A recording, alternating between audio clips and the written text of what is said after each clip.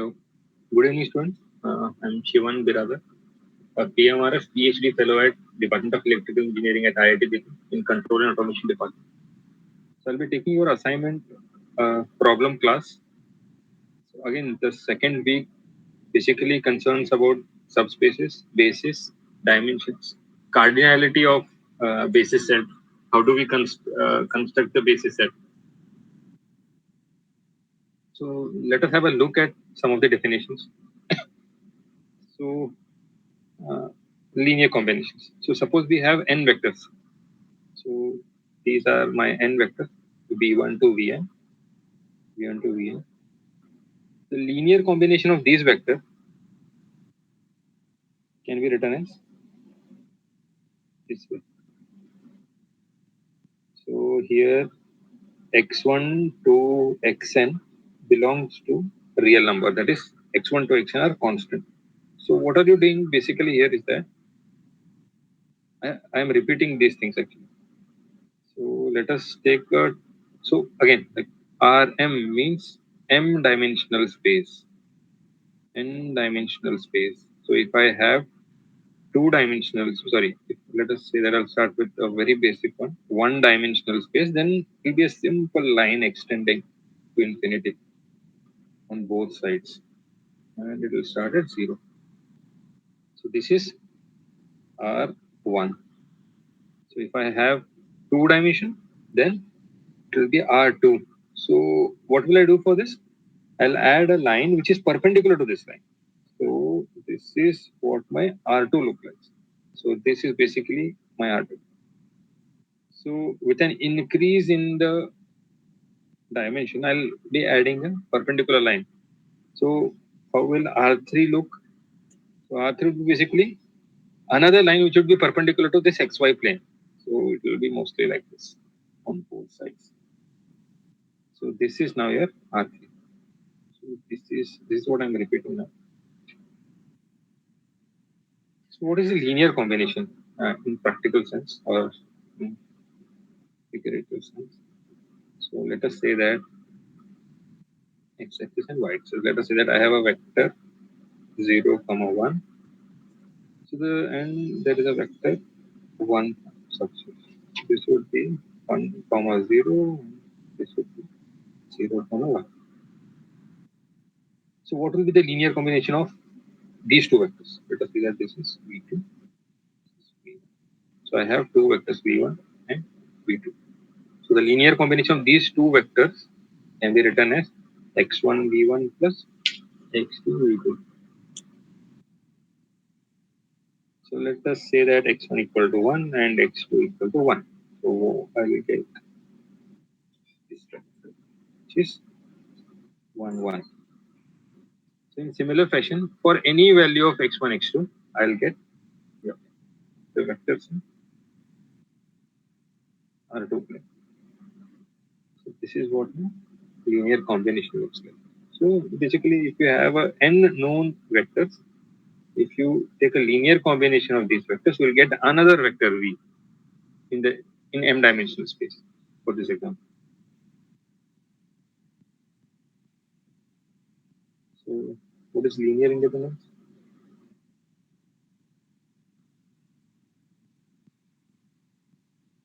Let us say that we have n vectors.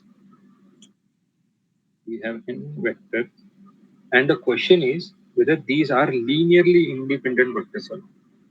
So a very simple way to answer this is to see whether this vector,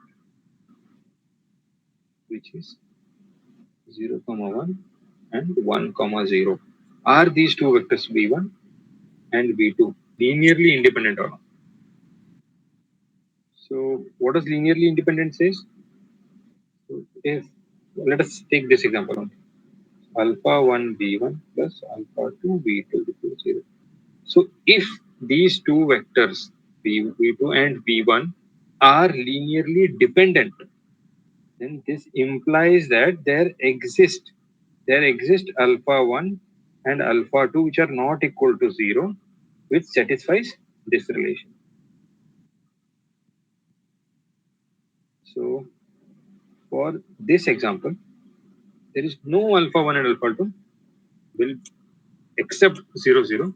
Like if you have alpha 1 0, alpha 2 0, then obviously this is a trivial solution and this will be 0. So we are not including this type of things. So what we are saying is that for alpha 1 alpha 2 which are not equal to 0, is there any alpha 1 and alpha 2 which are not equal to 0 and is satisfying this type of equation? So for this, for these two vectors, there are no alpha 1 and alpha 2 which will satisfy this equation.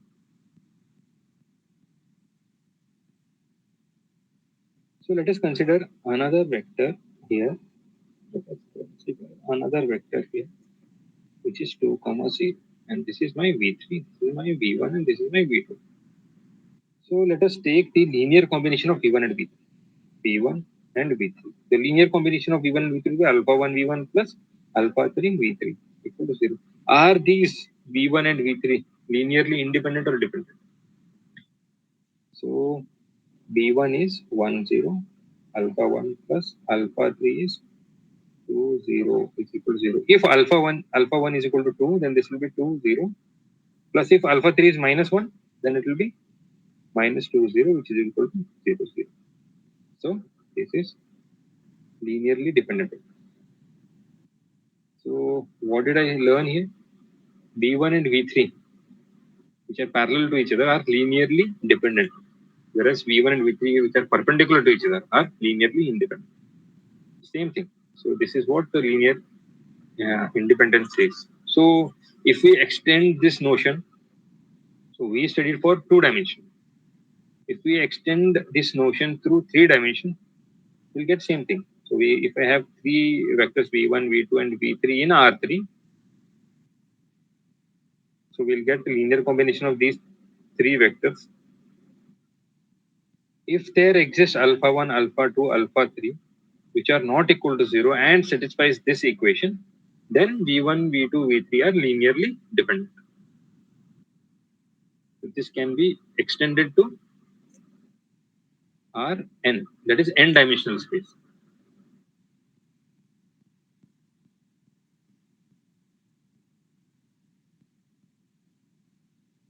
Linear independence. The linear independence part is over. And we'll see what span is. So again, let us take an example. A very simple example. Let's take this example, which is 1 comma 0. So what if I multiply this vector? Say this is v1 equal to 1 0. If I multiply this vector with 2, then I'll get 2 and 0. So which is this. This is 2 0. If I multiply this vector with 3, I'll get a vector 3 0. If I multiply this vector with minus 3, then I'll get this vector. So let us say that I multiply this with a general constant alpha, which belongs to set of real numbers. So for any alpha, like if I multiply v with any alpha, then I can get all the vectors on this line, x-axis. I can generate all the vectors on this x-axis. So what I say, so if this happens, then I say that this vector v spans x-axis. This vector v now spans x-axis. So this is what spanning is.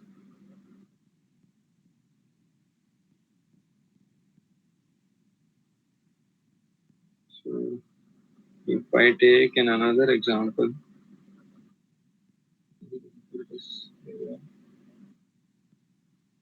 I have a 3 dimension space. I have 3 dimension space. This is z-axis, x, y, right? So let us say that I have two vectors. This is my 0, 1, 0, and this is another vector 1, 0, 0, and this is third vector 0, 0, 1. So let us consider only these two vectors, v1 and v2. Or let us say that this is vx, and this is Vy. So I'll take the span of these two vectors. The span of these two vectors Vx and Vy. This means that alpha x Vx plus alpha y Vy. Alpha x and alpha y belongs to the set of real numbers. So if I multiply Vx, this vector Vx by a constant number and multiply Vy by alpha and add these two vectors, then I'll generate a new vector here. I'll generate a new vector here. And let us say that alpha x equal to 1, alpha y is equal to 1. Then I'll get this vector.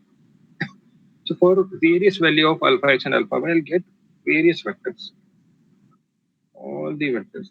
And one of the important thing here is that I'll get all these vector in xy plane only. I'll get all these vectors in xy plane only.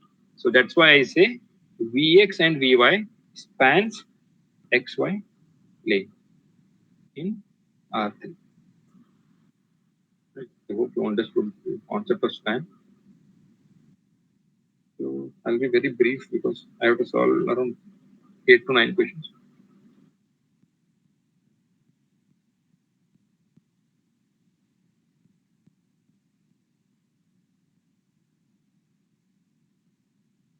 So I hope you know what this means.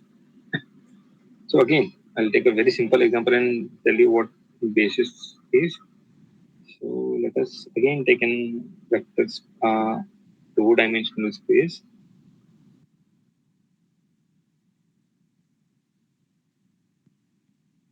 Two-dimensional space. I have 1, 0, 0. So if I take the span of these two vectors, then as you know, I can generate all the vectors in this two-dimensional space. I can generate all the vectors in two-dimensional space. Then, then I can call that this vector and this vector 0, 1 and 1, 0 is the basis of R2. So this is what basis means. So what if you have R3? So if I take this vector, let us say that this is 2, 0, 0, this is x, x, this is y, this is z, x, and this is 0, 3, 0, z axis is 0, 0, 9.5. So using these three vectors, I can span whole R3 here, which means that I can generate any vector in this three-dimensional space. So that's why I call these three vectors as basis of R3. Basis of R3.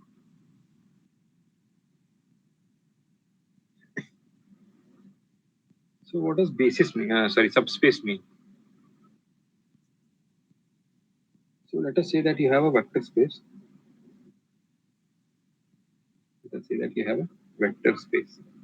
And your vector space, zero vector is located here.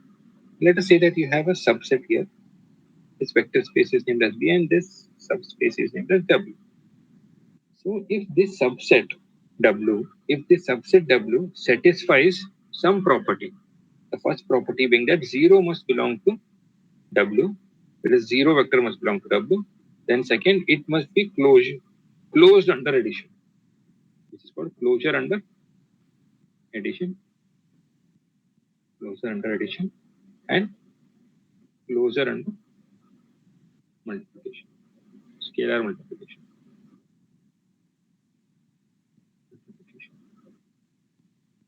So if I take any two vectors here, let us say that x and y in this subset, and if I add them, then the sum must always remain in this subset. And let us say that I have a constant alpha belonging to this vector space V. If I multiply alpha with x, then this must again come down to this subset W. Then and 0 here again belongs to this subset W. If these three properties are satisfied, then we say that W is a subspace of vector space.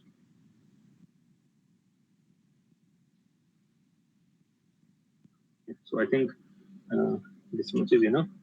So I'll go on to some important problems here.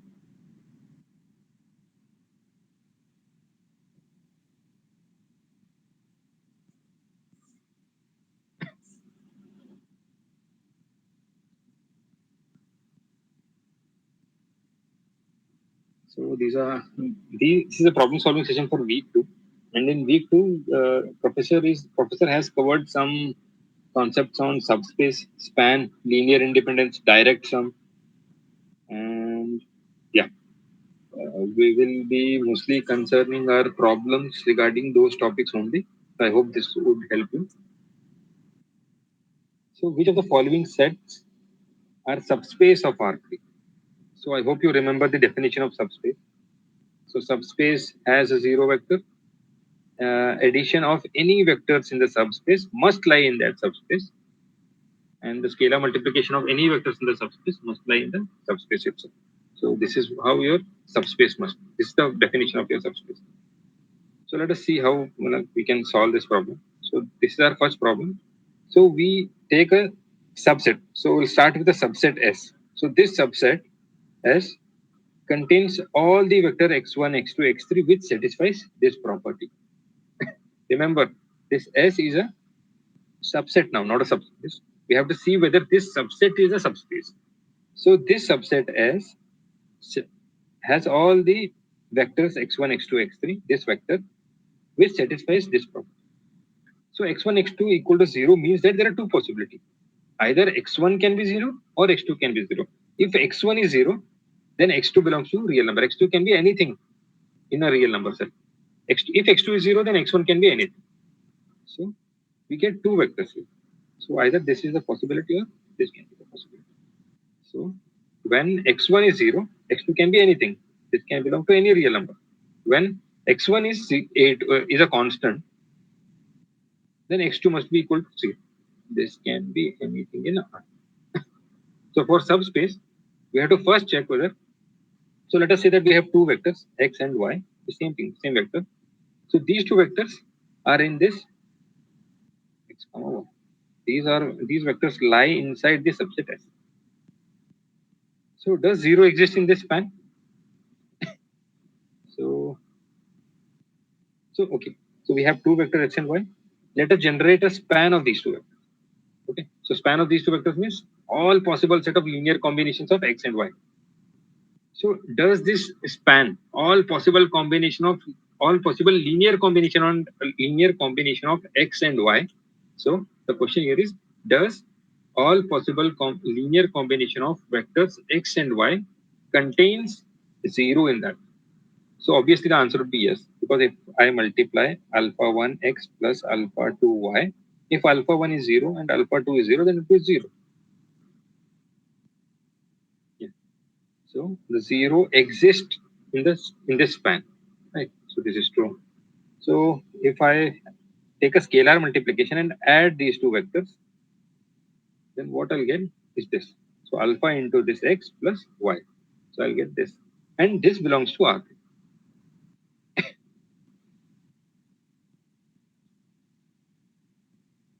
Yeah, this belongs to R3. But does this satisfy the properties of R3? But does this vector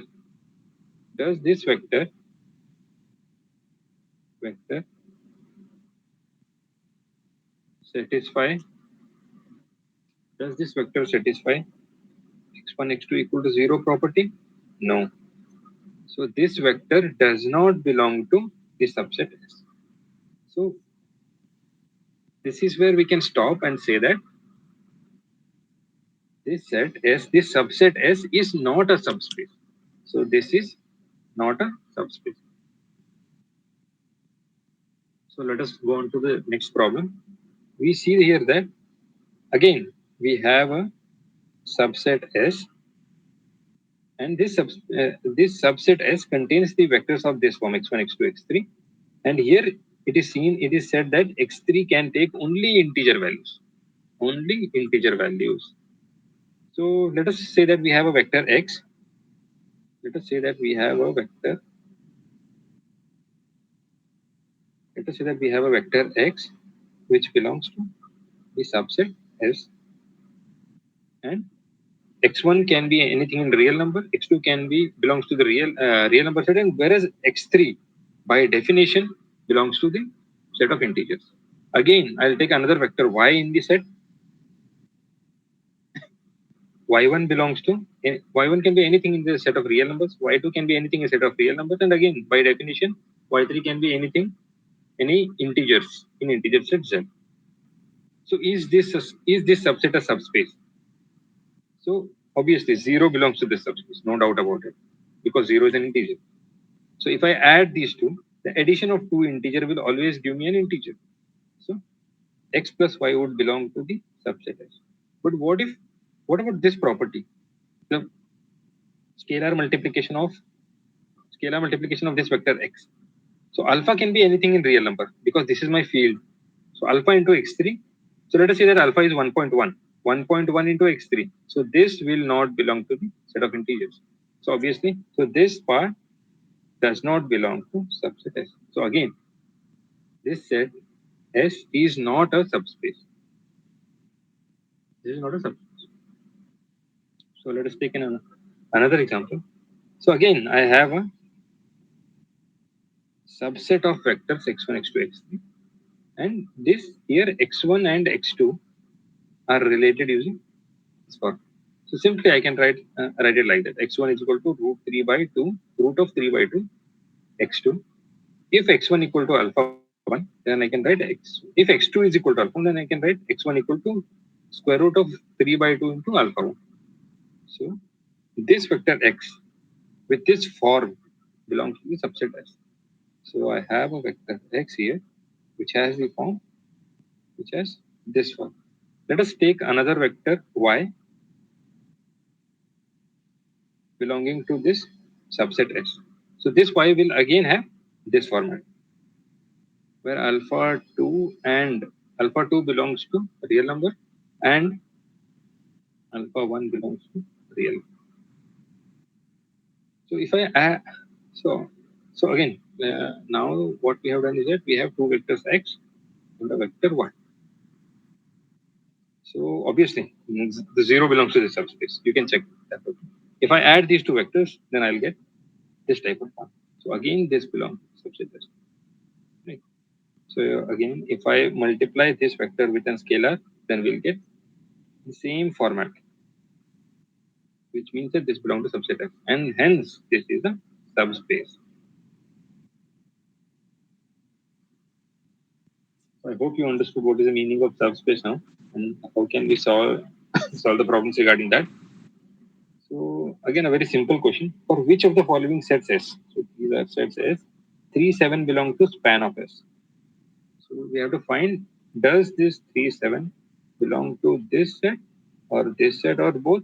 And let's see that how it can be solved intelligently actually.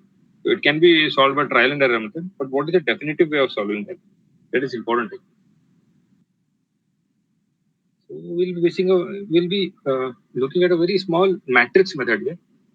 That will be easy and very handy. So we have two vectors, 1, 2, and 0, 1, which are in the set S. So we have to see whether 3, 7, the vector 3, 7 belongs to this subset S, this set S. So the question is mathematically formed as that whether the span of these two vectors would be this. That is the set of all linear combination of the vectors. This is the set of all linear combination. Sorry, this is the set of all linear combination of the vectors. Whether 3, 7 belongs to this set. So does there exist an alpha 1 and alpha 2 which gives us this one? So the simple answer here would be to arrange these two vectors in matrix alpha 1, alpha 2, and arrange these two constants as a vector alpha 1 and alpha 2.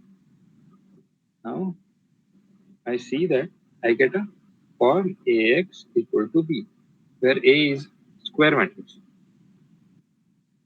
Right.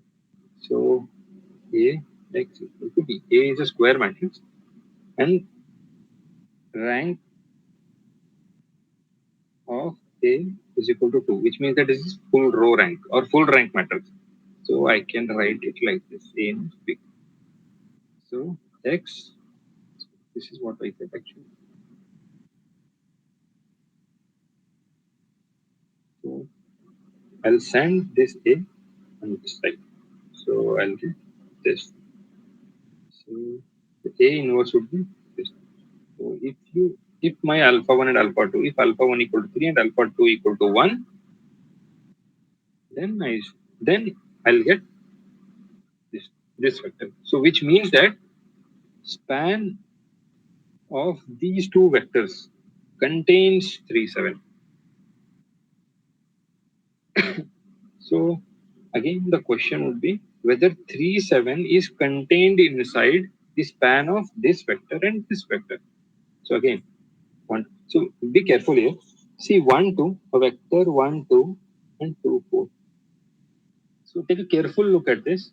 If I multiply 2 to this vector, I'll get 2 and 4. Remember, these two vectors are same, which means that this vector and this vector are linearly dependently. So I don't think so. At this point only, you have to say that 3, 7 cannot be inside this. Because 1, 2 would be 1, 2 and 2, 4 are linearly dependent, which means that I can take this out of the scenario. Then I say that 1, 2 would be linearly dependent. There's only one vector in this. So, okay. Let us stop here and move forward. So I'll get this and I can arrange as this. So if I take this, does so the question here is does the inverse exist? So obviously not. No, the inverse does not exist because rank of A is not equal to 2 or the rank is not full rank. So inverse does not exist. So the 3, 7 does not belong to subset. So this is how it is solved. So take a bigger problem than this. 1,000 cross 1,000 matrix, 20,000 cross 20,000 matrix. You have to solve this. So what is my third question?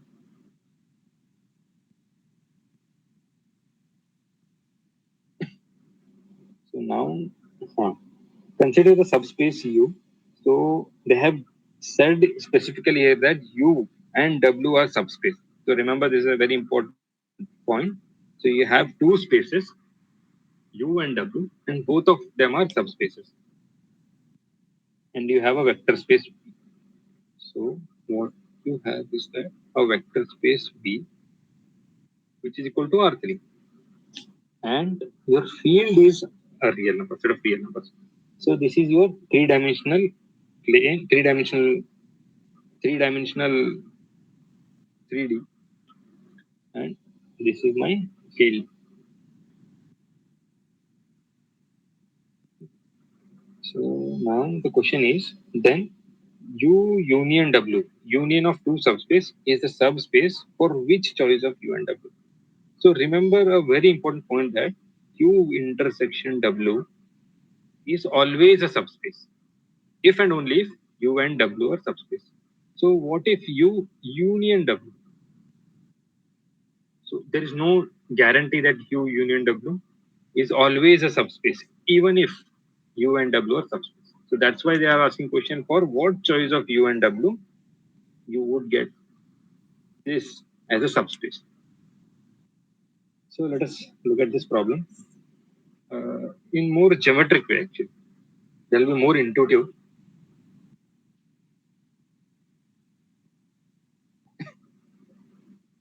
So the first question says that U is the set of all set of all vectors of this form x, y, and 0.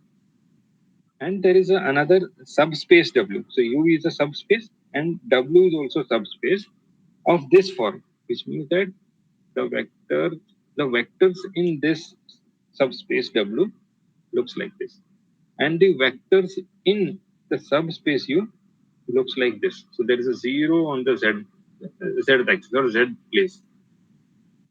So a careful look at this point would give you a clear picture as to what is happening here. So see, the x and y are only non-zero here, whereas this is totally zero. So what we can see here is that if you make z zero, so u only contains this type of vectors x, y, zero. So which means that z is always zero. So z is a point here, which means that you don't have this now. You don't have this vector. Forget this vector z. Forget this. So you will basically have only this mesh. So this mesh is your xy axis. So this mesh is your xy plane. This mesh is xy plane. So this subspace U is basically xy plane. This subspace U is xy plane in R3. And what is Z? So Z, remember that Z is a subspace here. Okay? So Z is XYZ. Sorry, W is XYZ. Okay. W is XYZ means the XYZ means let us say that X is 1, Y is 1, and Z is 1. 1, 1, 1. So this vector comes out to be something like this. So if I take any vectors, if I take, so we have X, Y, Z which belongs to W. X, Y, Z can take any number, any real number, right? So I can get, according to this, I can get any vector in this three-dimensional space, any vector, right? So this means that U here is a subset of W. So U, which is XY plane, is subset of W. Right? I hope you understood this. So from figure, you see that U is a subset of W. So now we see that zero belongs to U union W. So it's a very easy thing. You see that zero belongs to U union of W, and let us take a vector x which let us take a vector x from the subspace W and a vector y from subspace W. If I add these two vectors, then I'll get a vector, this type of vector, which belongs to U union W, right? And if I take a scalar multiplied x and add it to y, so x again here is this vector and y again here is this vector, then I'll get this vector, which again belongs to U union W. And hence U union W is a subspace. So for this choice of U and W, you get a subspace. You get a for this two choices of U and W and taking a union of these two subspace. Taking union of these two subspace, we get a subspace. So let us take another example. So here U is, so always think geometrically first in linear algebra. Then you'll try to understand the higher dimensional part. So let us take another example where U is a subspace and this looks like this. So this vector 100, 200, 1 lakh 00 all belongs to this set U, right? So what is happening here is that, so U is basically x-axis. U is basically this x-axis. So U is basically your x-axis only, and Y is basically your this. So consider this subspace which is of this form, which means that 010, 020, 01 crore 0, all of these vectors would lie in this subspace W. And let us say that, so W would be basically this part only. So this is only W. So what would happen if we take the union of U, subspace U, and subspace W? So a very good thing here is that this origin lies in both U and W. So if I take the union of these two subspaces U and W, then I'll get a vector of this form, which would satisfy this one, right? Why?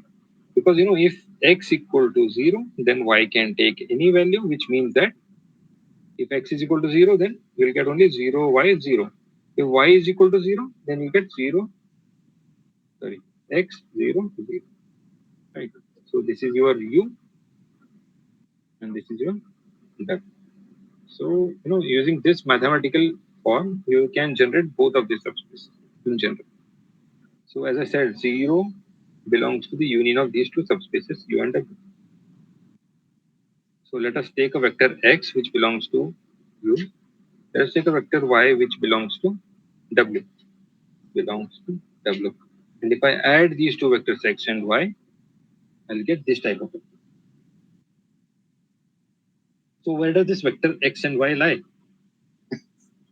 So I have x1 and y1. Let us say that x1 is equal to 1 and y1 equal to 1. So I'll get 1, 1, 0.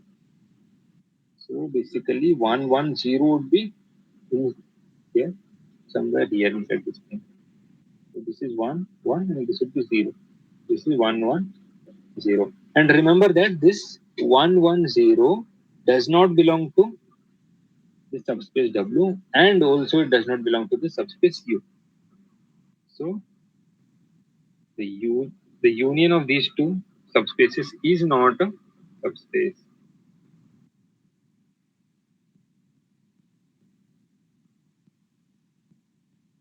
So let us take another example. So U is equal to xy0. So U is the subspace which contains all of the vectors of this form. Right. And W is a subspace which contains all of the vectors of this form. So as I said you, geometrically this would be only z-axis. Yeah. So geometrically looking, your W would be only this z-axis.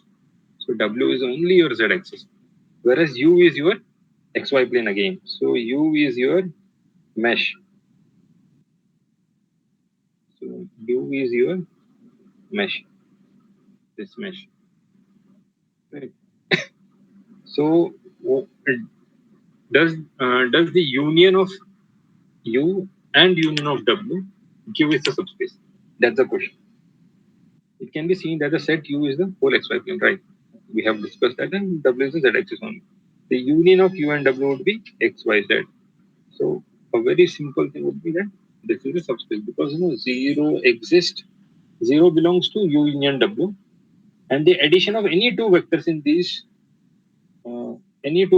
this subspace belongs to this subspace. That's why it's the union of these two subspaces is a subspace.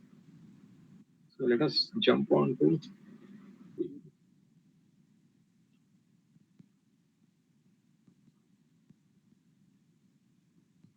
fifth question actually. So what is the fifth question?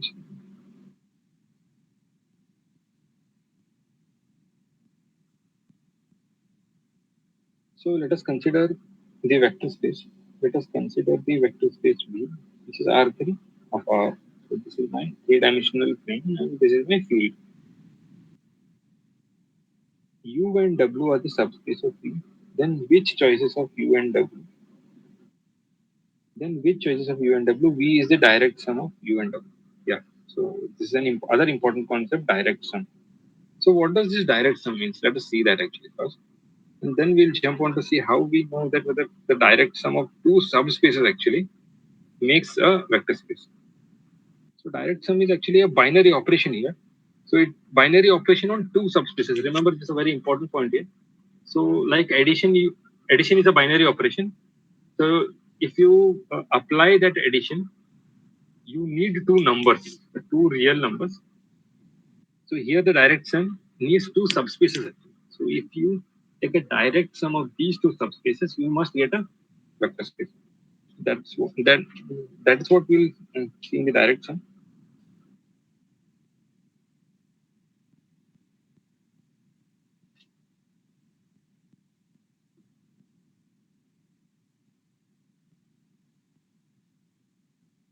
Yeah. So what is the direct sum? So let us consider a vector space V. We'll start with the vector space V. And this vector space V has two subspaces U and W. Two subspaces U and W. So, so we say that V is the direct sum of these two subspaces. Remember that V is your vector space. And we say that V, the vector space, is the direct sum. Remember, also remember, see there's a word sum here. So don't forget this. So V is a direct sum. We see that V is the direct sum of U and W. V is the direct sum of U and W, which means and which is depicted like this. And let us say that now the important point here is that let us say that I have a vector V in a vector space V. I can if no if V is the direct sum of two subspaces U and W, then this vector V in this vector space V can be expressed as summation of two vectors U1 and W1. So let us say that I have a vector subspace here. I have a subspace here. I have a subspace here, U and W. Okay. I'll take a vector V. So if I can express V as a sum of two vectors, say U1 plus W1, where U1 belongs to this subspace U and W1 belongs to this subspace W1. And this can be done uniquely, and this must be done uniquely. And another important property is that zero, zero must belong to the intersection of these two subspaces, which means that there is a small intersection. There is a small part here, and zero exists in this intersection of U and W. If these two properties are satisfied, then we say that direct sum of U, direct sum of U, and the direct sum of W gives us vector space V. So if this is true, then we say that V is the direct sum of subspace U and W. So I hope you understood this. So very simply thinking. So if I take a vector in vector space V, and if so, I'll start with saying that zero must exist in the intersection of these two subspaces. And if I take a vector V in the vector space V, and I can express this vector V as the summation of U1 and W1, where U1 belongs to the subspace U and W1 belongs to subspace W. And if this can be done uniquely, if this relation is unique, then we say that V is the direct sum of U and W. So remember, this is a very important point. I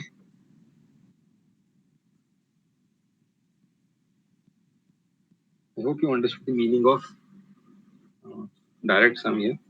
So we have a vector space V R3. R, this is my field of real numbers, and this is my three-dimensional plane. So V and U and W are both subspaces of vector space V. So by problem,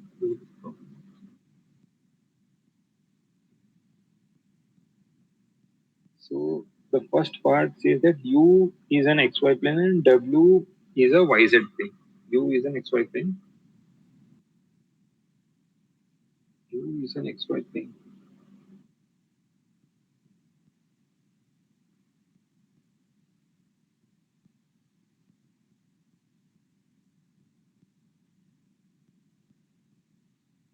U is an XY plane and W is a YZ plane. So now I have to show whether this vector space V, which is equal to R3 on field R, is the direct sum of these two subspaces U and W. Which means that if I take the sum of two subspaces U and W, I must get this whole three-dimensional space R3. So we'll use the property of direction. So let us consider a vector v belongs to V, and if I can write V as the addition of two vectors Vxy and Vyz, where Vxy belongs to U and Vyz belongs to W, where U is all xy plane and W is all yz plane. So Vxy will look like this and Vyz will look like this. If I add these two vectors, then I'll get this V. And this operation, this binary operation, uniquely gives us this vector x, y, z. And 0 belongs to the intersection of xy plane and yz. So basically, we can say that the direct sum of u and w gives us the vector space V.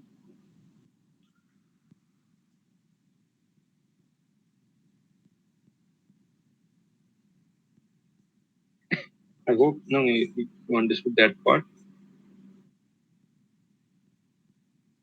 So now moving on to see the sixth question. So the question here is, which of the following subsets S of R3 are linearly independent? So the question here is whether the set S contains linearly independent vectors. So set S has 1 to 1, minus 1, 1, 0, 5, minus 1, 2.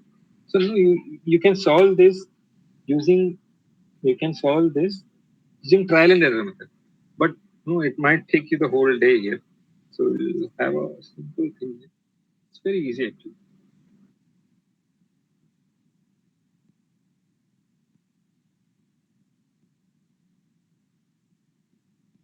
So I have this set S which has three vectors. I'll form a matrix using these vectors. I'll place all these vectors as a column vector. I'll check the rank. If rank is 3, then that means that we have three linearly independent vectors here. So if you check the rank, I'll get 3, which means that this is linearly independent set. So now the next question, again I'll do the same thing. I will form a matrix out of this and then I'll check the rank. If the rank is full rank, then I'll say that these are three linearly independent vectors. Yeah. The question seventh is actually important. So the question seventh says is that which of the following subset S of P are linearly independent, where P denotes the set of all polynomials with real coefficients. So I have a set of polynomials, and so yes, I have the set of polynomials. I take a small set S, which is this. So now I have to see that this S is yeah, this is the set of polynomials, and there is set S. So how can we say that this set S is linearly independent? So again, the definition of linearly independence or linearly independentness does not change here. So alpha 1 into f1, where f1 is a polynomial, alpha 2 into f2, f2 is a polynomial, plus let us say that we have n polynomials, alpha n into fn is equal to 0. So the question here is that, so sorry, if for non-zero value, let us say that alpha, okay. So again, the same notion here. That is, for non, if this is true for non-zero value of alpha 1 to alpha n, then we say that f1, f2, fn is linearly dependent, and alpha I belongs to the set of real numbers here. For all I equal to 1 to n. So alpha must belong to the real numbers. Remember this. So question number 7. We jump on to question number 7 because we don't have time here now.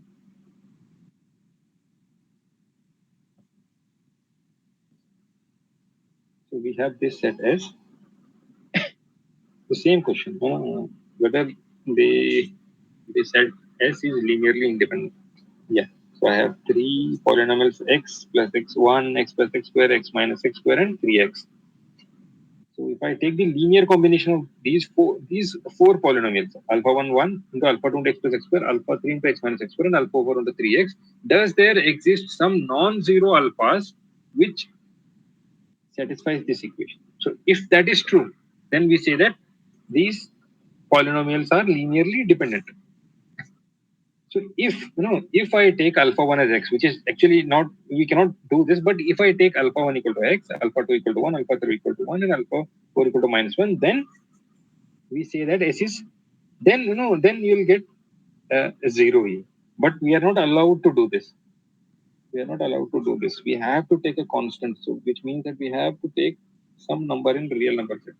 Take any number, no, try everything, you'll not get 0. So which means that this is linearly independent.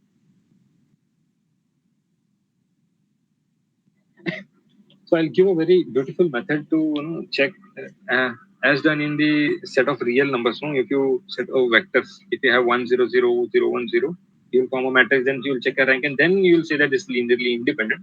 So how can we generalize that result into the set of polynomials? That's a very beautiful result given by Wronskian. So uh, out of this polynomial, we'll construct a Wronskian matrix. Then we'll take a determinant of that Wronskian matrix to check whether this polynomial are independent or not. So that is another beautiful method here. So question number 8 says that we have a vector space V. So this vector space V contains all the set of functions from R to R, and let us take three functions: f of t which is equal to sine t, g of t which is equal to e of t, h of t equal to t square. So the question here is that whether these polynomials are independent or not. So let us take an intelligent root now and define how it can be checked directly. So here I'll be constructing a Wronskian matrix. So let us consider n polynomials f1 to fn, and these are real functions, real polynomials, and they must have n minus 1 derivatives as well. And if these functions are valid on some interval, so these n polynomials or these n real functions, say these n real functions are true on these interval only, then I'll form a Wronskian matrix. So the Wronskian matrix looks like this. So this is what my Wronskian matrix is. So I'll arrange all the n polynomials in my row, f1, f2, fn. I'll arrange all of these polynomials in this row. Then I'll take one derivative, first derivative here, right? So I'll d by dx. Then again I'll take d by dx. I'll take n minus 1 derivatives like this to construct an n cross n matrix. So basically I have n polynomials, arrange them in row, and take n minus 1 derivatives and then arrange them in rows. In this fashion, we say this matrix as a Wronskian matrix. And if I take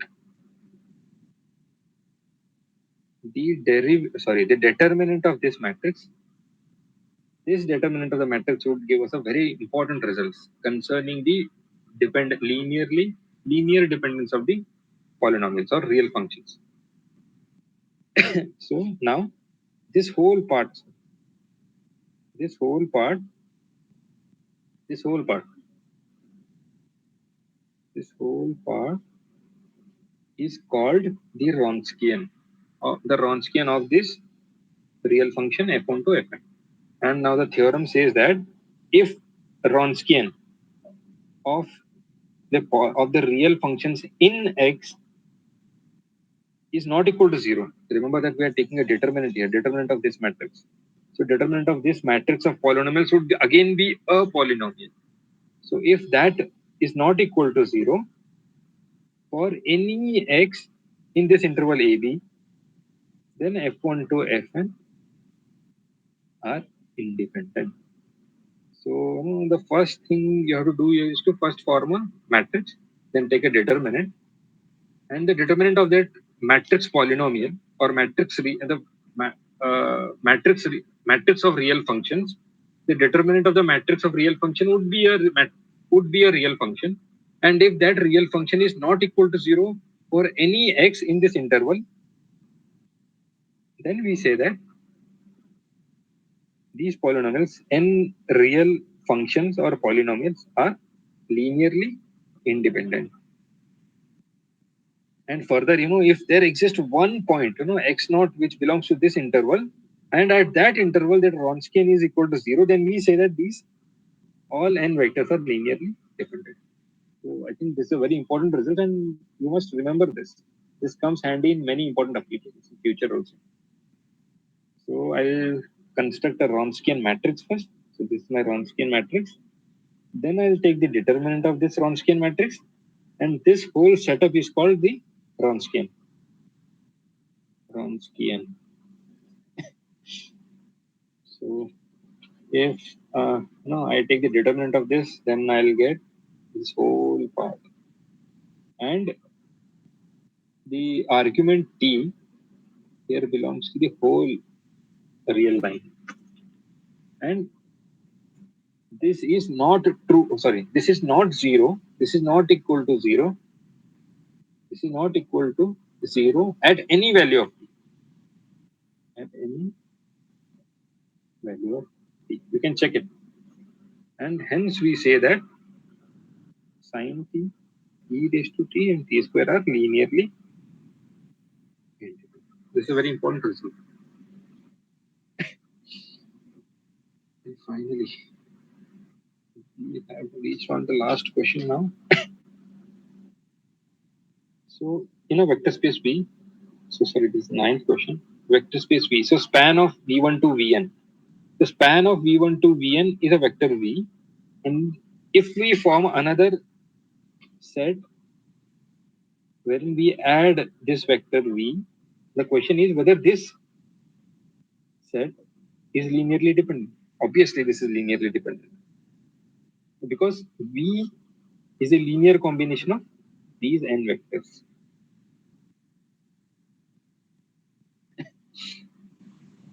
Yeah. So consider the given set S and assess these vectors.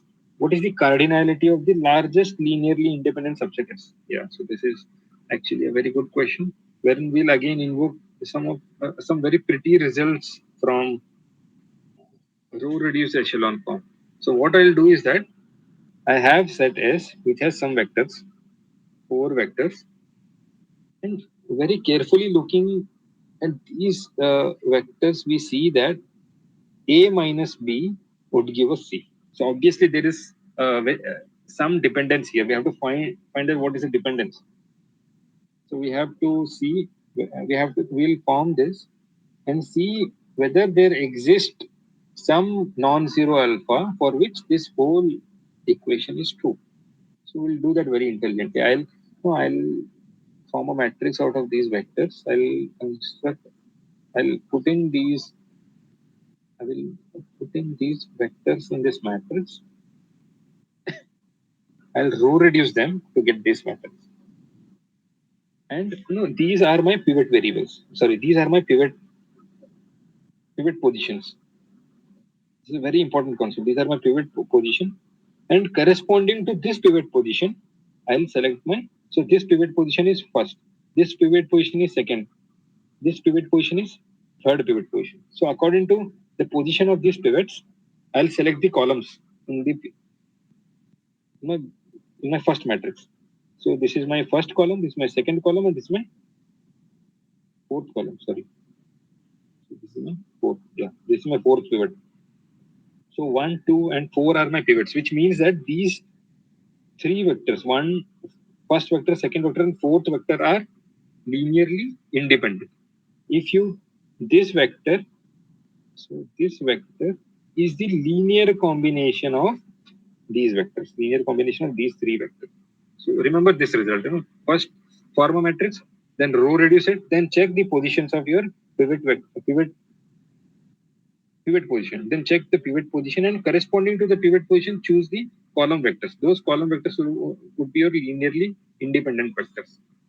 So these three are your linearly independent vectors. So the cardinality of your largest independent set would be three.